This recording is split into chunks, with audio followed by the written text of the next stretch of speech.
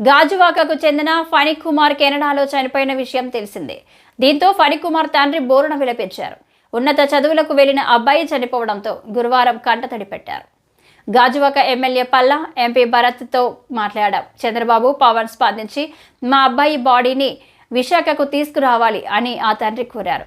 కాగా ఫణి కుమార్ మృతదేహం తీసుకురావడానికి ఏర్పాట్లు చేస్తున్నామని నారా లోకేష్ ప్రకటించారు.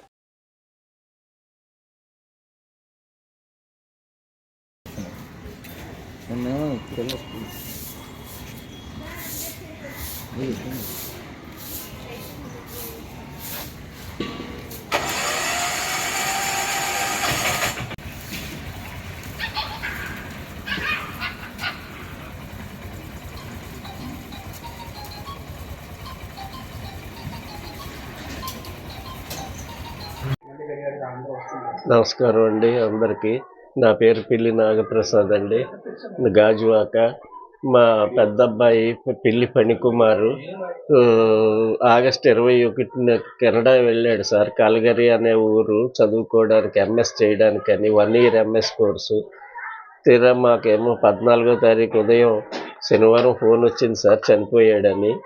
ఎలా చనిపోయాడు ఏంటని వాళ్ళ రూమ్మేట్ చెప్తే, వాళ్ళ రూమ్మేట్ని అడిగితే ఏమో తెలీదు, నేను ఎమర్జెన్సీ దగ్గర ఫోన్ చేశాను, అందరూ వచ్చారు, వచ్చి బాడీని తీసుకెళ్ళిపోయారు, నో మోర్ అని డిక్లేర్ చేశారు అని చెప్పారు సార్.